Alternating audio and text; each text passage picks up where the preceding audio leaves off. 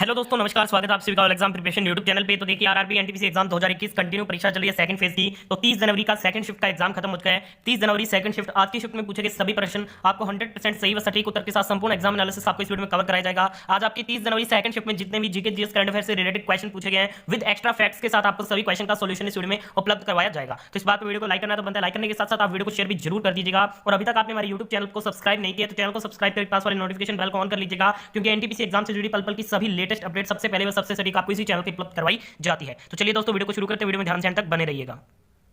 चलिए दोस्तों, वीडियो को शुरू करते हैं। वीडियो को आने वाले एनटीपीसी के दोस्तों के साथ शेयर जरूर कीजिएगा जिनके अभी आने वाली शिफ्टों में एग्जाम है। तो पहला क्वेश्चन आपसे पूछा गया सेकंड शिफ्ट का, भारत का राष्ट्रगान सबसे पहले कांग्रेस के किस अधिवेशन में गाया गया था? एनटीपीसी में सेकंड टाइम अब क्वेश्चन पूछा गया है। देखिए, भारत का जो राष्ट्रगान है वो सबसे पहले कांग्रेस के 1911 वाले कोलकाता अधिवेशन में गाया गया था, जो कि 27 दिसंबर 1911 को भारतीय राष्ट्रीय कांग्रेस का कोलकाता अधिवेशन था। उसी दौरान भारत का राष्ट्रगान प्रथम बार गाया गया था। तो कोलकाता अधिवेशन 1911 इस क्वेश्चन का बिल्कुल आपका राइट आंसर रहता है। बढ़ते हैं आज की शिफ्ट के अगले क्वेश्चन की तरफ। नेक्स्ट क्वेश्चन जनगणना से रिलेटेड पूछा गया था। क्वेश्चन था कि 2011 जनगणना के अनुसार सबसे ज्यादा जनसंख्या घनत्व किस भारतीय राज्य का है? तो यह भारत के बिहार राज्य का है। बिहार इस क्वेश्चन का बिल्कुल राइट आंसर है। बिहार के वर्तमान सीएम कौन है?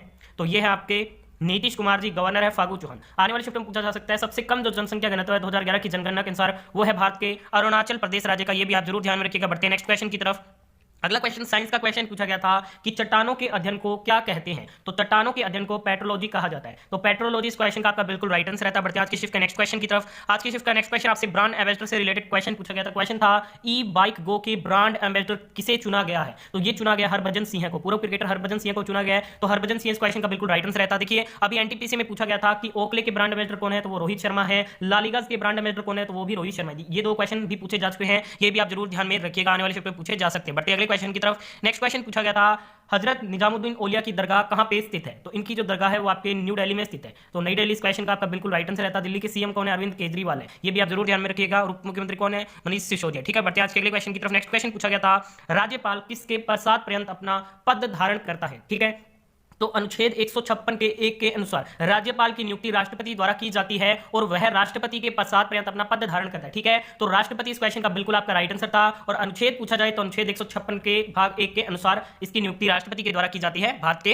राज्यपाल की। बढ़ते आज के अगले क्वेश्चन की तरफ। नेक्स्ट क्वेश्चन पूछा गया था इकोनॉमिक्स से संबंधित, यदि राजकोषीय आय में से राजकोषीय व्यय के अंतर को घटा दिया जाए तो उसे क्या कहा जाता है? तो इसे राजकोषीय घाटा कहा जाता है। तो राजकोषीय घाटा इस क्वेश्चन का आपका बिल्कुल यहाँ पे राइट आंसर था। अगला क्वेश्चन में पूछा गया था डेविड केपल खिलाड़ी का संबंध इनमें से किस खेल से है? तो आपको ऑप्शन में दिया था क्रिकेट। देखिए, जो डेविड टेपल है इनका संबंध क्रिकेट से है। तो क्रिकेट इस क्वेश्चन का आपका बिल्कुल राइट आंसर रहता है। बढ़ते हैं आज के शिफ्ट के अगले क्वेश्चन की तरफ। आज के शिफ्ट का नेक्स्ट क्वेश्चन आपसे पूछा गया था वर्तमान में 15वें वित्त आयोग के अध्यक्ष कौन है? तो वर्तमान में 15वें वित्त आयोग के अध्यक्ष एनके सिंह हैं। ठीक है, और 15वें वित्त आयोग का कार्यकाल 2020 से 2025 तक है। ये क्वेश्चन भी आप जरूर ध्यान में रखिएगा, एग्जाम में पूछा जा सकता है। नेक्स्ट क्वेश्चन में आपसे पूछा गया पिच ब्लेंड किस धातु का अयस्क होता है? देखिए, जो पिच ब्लेंड होता है वो यूरेनियम धातु का अयस्क होता है। तो यूरेनियम इस क्वेश्चन का आपका बिल्कुल राइट आंसर था। ये बढ़ते हैं आज के नेक्स्ट क्वेश्चन की तरफ। सेकंड शिफ्ट का अगला क्वेश्चन आपसे पूछा गया था what is the capital of Turkey? तुर्की की राजधानी क्या है? तो तुर्की की राजधानी है अंकारा। तो अंकारा इस क्वेश्चन का आपका बिल्कुल यहाँ पे राइट आंसर था। बढ़ते हैं नेक्स्ट क्वेश्चन की तरफ। अगला क्वेश्चन पूछा गया था स्वच्छ वायु दिवस का मनाया जाता है? देखिए, जो स्वच्छ वायु दिवस है वो 19 दिसंबर को मनाया जाता है। तो 19 दिसंबर इस क्वेश्चन का बिल्कुल राइट आंसर है। देखिए, दिसंबर में एक और महत्वपूर्ण दिवस आता है जो कि 10 दिसंबर को मनाया जाता है, विश्व मानवाधिकार दिवस। ये भी अभी एनटीपीसी एग्जाम में पूछा गया क्वेश्चन है, तो इसे भी आप जरूर कवर कर लीजिएगा।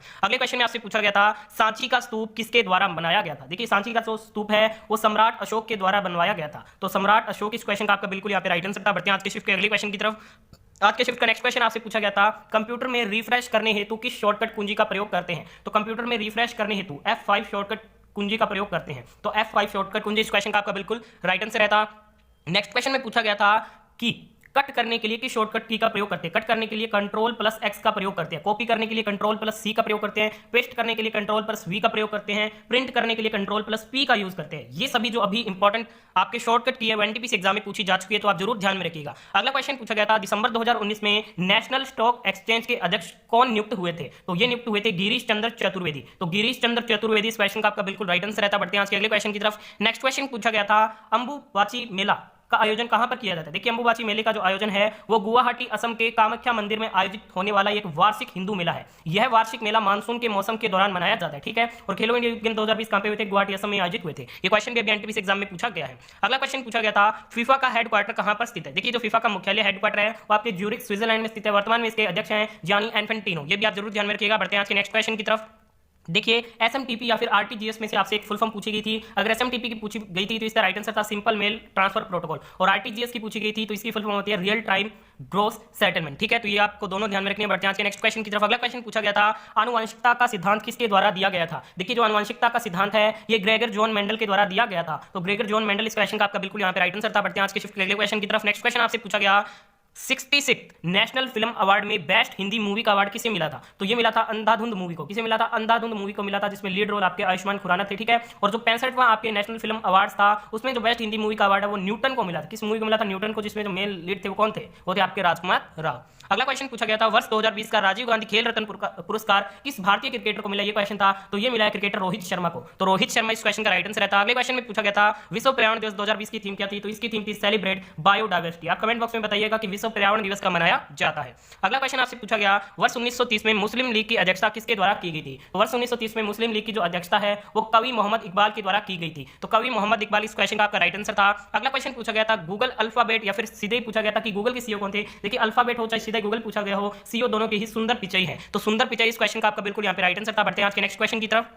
अगला क्वेश्चन पूछा गया था और ये एनटीपीसी में सेकंड या थर्ड टाइम क्वेश्चन रिपीट हो रहा है। क्वेश्चन था सापेक्षता का सिद्धांत किसके द्वारा दिया गया था। सापेक्षता का जो सिद्धांत है वो अल्बर्ट आइंस्टाइन के द्वारा दिया गया था। तो अल्बर्ट आइंस्टाइन इस क्वेश्चन का आपका राइट आंसर था। नेक्स्ट क्वेश्चन में पूछा गया था 2020 का अर्थशास्त्र का नोबेल पुरस्कार किसे मिला है। तो ये रॉबर्ट बी विल्सन और पॉल मिलग्रॉम को मिला है। तो ये आपका राइट आंसर रहता है। इन दोनों व्यक्तियों को 2020 का अर्थशास्त्र का नोबेल मिला है। अगले क्वेश्चन में आपसे पूछा गया था फादर ऑफ टैक्सोनॉमी के नाम से किसे जाना जाता है। तो फादर ऑफ टैक्सोनॉमी कहा जाता है कार्लस लिनियस को। ठीक है, कार्लस लिनियस इस क्वेश्चन का आपका बिल्कुल राइट आंसर था। अगले क्वेश्चन में पूछा गया था प्लासी का युद्ध कब हुआ था। देखिए प्लासी का युद्ध 1757 में सिराजुद्दौला व Lord Clive east India company के मध्य लड़ा गया था। तो ये आपका बिल्कुल राइट आंसर रहता। बढ़ते हैं आज के फाइनल क्वेश्चन की तरफ। आज का फाइनल क्वेश्चन हमें मिला था अनुच्छेद से संबंधित पूछा गया था भारतीय संविधान का अनुच्छेद 19 जो डी है वो किससे संबंधित है। तो ये पूरे देश में कहीं भी आने जाने की आजादी से संबंधित है। तो ये आपका बिल्कुल राइट आंसर था। आज की शिफ्ट में जितने क्वेश्चन ने उनका एनालिसिस कर दिया है। वीडियो पसंद है प्लीज वीडियो को लाइक शेयर जरूर करें। एकेडमी का फ्री मॉक टेस्ट आपको जरूर अटेंड करना है। Coupon code all exam use करना मत भूलिएगा। धन्यवाद।